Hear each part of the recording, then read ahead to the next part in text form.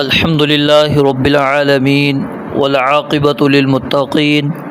والصلاة والسلام علی سید الانبیاء والمرسلین اعوذ باللہ السمیع العلیم من الشیطان الرجیم من ہمزہ ونفخہ ونفثہ بسم اللہ الرحمن الرحیم یا ایہا الذین آمنوا اے لوگو جو ایمان لائے ہو، خذوا پکڑو، حذرکم اپنے بچاؤ کا سامان، فانفروا پس نکلو، ثبات دستوں کی صورت میں، او انفروا یا نکلو، جمیعا اکٹھے ہو کر، وَإِنَّ اور بے شک، منکم تم میں سے بعض، لمن وہ ہے جو لیبطئن ہر صورت دیر لگا دے گا، فَإِن پس اگر اصابتکم پہنچی تمہیں مصیبت کوئی مصیبت، قالا تو کہے گا، قد یقیناً انعم اللہ تعالیٰ نے انعام کیا، علیہ مجھ پر، اذ جب لم اکم معہم میں نہیں تھا ان کے ساتھ، شہیدہ موجود، ولئن اور البتہ اگر اصابکم پہنچے تمہیں، فضل کوئی فضل، من اللہ تعالیٰ کی طرف سے، لیقولن تو یقیناً وہ ضرور کہے گا، کأن گویا کہ لم تکم نہیں تھی، بینکم تمہارے درمیان، وبینہ اور اس کے درمیان، مودۃ کوئی دوستی، یا لیتنی کاش کہ میں کنتو ہوتا میں، معہم ان کے ساتھ، فافوز پس کامیابی حاصل کرتا، فوزاً عظیما بہت بڑی کامیابی۔ دوبارہ دیکھیں، یا ایہا الذین آمنوا اے لوگو جو ایمان لائے ہو، خذوا حذرکم اپنے بچاؤ کا سامان پکڑو، فانفروا پس نکلو، ثبات دستوں کی صورت میں، او انفروا یا نکلو، جمیعا اکٹھے ہو کر، وَإِنَّ اور بے شک، منکم تم میں سے بعض، لمن وہ ہے جو لیبطئن ہر صورت دیر لگا دے گا، فَإِن پس اگر اصابتکم پہنچی تمہیں مصیبت کوئی مصیبت، قالا تو کہے گا، قد یقیناً انعم اللہ تعالیٰ نے انعام کیا، علیہ مجھ پر،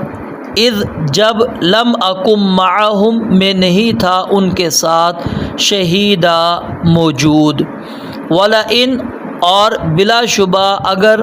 اصابکم پہنچے تمہیں، فضل من اللہ تعالیٰ کی طرف سے کوئی فضل، لیقولن تو یقیناً وہ ضرور کہے گا،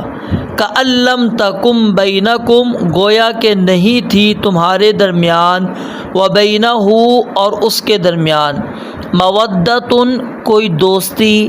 یا لیتنی کاش کہ میں کنت معہم ہوتا ان کے ساتھ، فافوز پس میں کامیابی حاصل کرتا،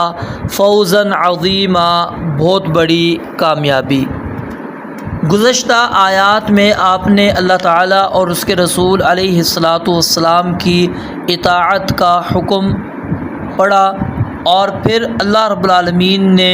اطاعت الہی اور اطاعت رسول کی سلسلے میں ترغیب دلاتے ہوئے اس کے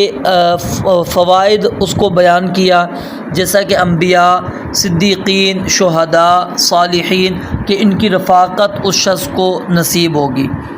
تو اب سب سے مشکل جو اطاعت ہے وہ کیا تھی؟ اپنی جان کو اور اپنے مال کو اللہ رب العالمین کے راہ کے اندر قربان کرنا، تو یہ سب سے مشکل ترین اطاعت تھی۔ تو یہاں سے جہاد فی سبیل اللہ اس کا تذکرہ شروع ہو رہا ہے۔ اس صورت کے اندر، سورۃ النساء کے اندر اللہ رب العالمین نے جو جہاد کے بارے میں باتیں کی ہیں، اس میں زیادہ تر ترغیب دی گئی ہے، زیادہ تر ترغیب دی گئی ہے، تیار کیا جا رہا ہے مسلمانوں کو۔ تو اللہ رب العالمین پہلی آیت مبارکہ کے اندر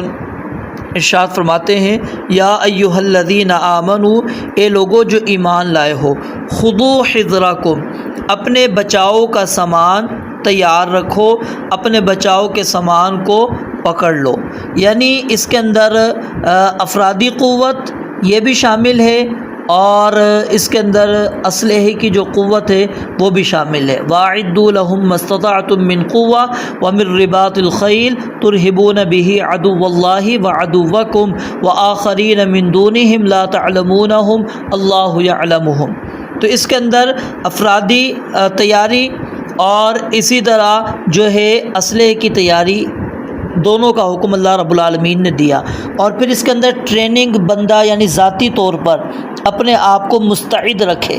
اپنے بچاؤ کے لیے کچھ نہ کچھ سامان اس کے پاس موجود ہونا چاہیے۔ تو فرمایا خذوا حذرکم، اپنے بچاؤ کا سامان اکٹھا کر لو، اپنے بچاؤ کا سامان پکڑ لو، کیونکہ جب دشمن آتا ہے تو اس وقت کن کن چیزوں کی ضرورت پڑ سکتی ہے یہ آپ کو پہلے سے علم ہونا چاہیے، اور اس کے لحاظ سے، دشمن کے لحاظ سے تیاری بھی ہونی چاہیے،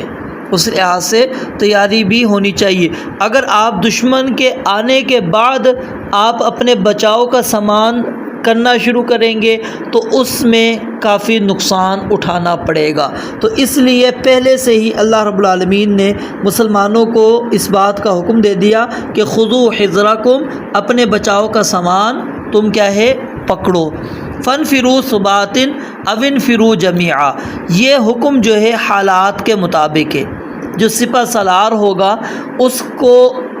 وہ اپنی حکمت کو مد نظر رکھتے ہوئے، حالات کا جائزہ لیتے ہوئے وہ حکم دے گا کہ مسلمان فانفروا ثبات، کہ وہ الگ الگ دستوں کی صورت میں نکلیں گے، یا او انفروا جمیعا، یا پھر اکٹھے ہو کر، سارے مسلمان اکٹھے ہو کر وہ ایک لشکر کی صورت کے اندر نکلیں گے۔ یہ حالات کے مطابق وہ جو سپہ سالار ہوگا وہ دیکھے گا اور وہ حکم دے گا۔ اگر دستوں کی صورت کے اندر بھیجا جاتا ہے تو اس کے اندر فوائد زیادہ ہیں، یعنی اس سے دشمن کے اوپر رعب پڑتا ہے کہ یہ جو میدان جہاد کے اندر، قتال کے اندر جو لشکر آیا ہوا ہے سامنے، صرف یہی لشکر نہیں ہے بلکہ مسلمانوں کی پیچھے سے اور کمک آ رہی ہے، اور اس کے اندر مسلمانوں کی بھی دل جمی ہوتی ہے، ثابت قدمی ہوتی ہے کہ جی ہم اکیلے نہیں ہیں یہاں پر، بلکہ ہمارے پیچھے کمک موجود ہے، اور ہمارے پیچھے لشکر آ رہے ہیں جو ہمارا دفاع کریں گے۔ تو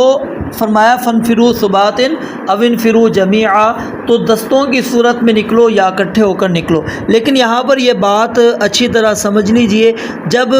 سپہ سالار کسی کو حکم دے دیتا ہے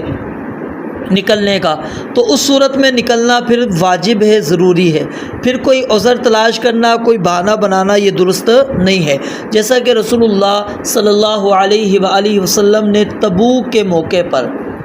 جنگ تبوک کے موقع پر آپ علیہ السلام نے نفیر عام کا حکم دیا تھا، سارے مسلمانوں کو آپ نے نکلنے کا حکم دیا تھا، اور اسی وجہ سے وہ جو 3 صحابہ کرام رضوان اللہ علیہم اجمعین جو پیچھے رہ گئے، جہاد کے اندر شریک نہیں ہو سکے تھے، جب نبی علیہ السلام واپس آئے تو منافقین نے اپنے اعذار، عذر پیش کیے، اور نبی علیہ السلام ان کی باتیں سن کر آپ علیہ السلام جو ہے ان کو کیا نام ہے معاف کرتے چلے جا رہے تھے۔ لیکن یہ مسلمان مخلص تھے، انہوں نے کہا کہ آج ہم جھوٹ نہیں بولیں گے بلکہ آج سچی بات کریں گے رسول اللہ صلی اللہ علیہ وآلہ وسلم سے کہ ہم کس وجہ سے جہاد کے اندر شامل نہیں ہو سکے۔ تو بہرحال پھر ان سے بائیکاٹ بھی ہوا، یہ اللہ رب العالمین نے ان کا امتحان لیا، آزمائش کی۔ تو یہ کیوں بائیکاٹ کیا گیا، کیا وجہ تھی؟ کیونکہ اس وقت نکلنا ضروری تھا، نفیر عام تھا، ہر بندے کا نکلنے کا حکم موجود تھا، تو وہ نکلے نہیں تھے، اس لیے ان کو یہ معاملہ ان کے ساتھ پیش آیا۔ اور اسی طرح یاد رکھیں، جب نفیر عام نہ ہو، جس کو سپہ سالار کہتے کہ آپ نے نکلنا ہے، تو اس کے لیے نکلنا کیا ہے؟ ضروری ہے۔ جس کو سپہ سالار کہہ دے کہ آپ نے جنگ کے اندر جانا ہے تو پھر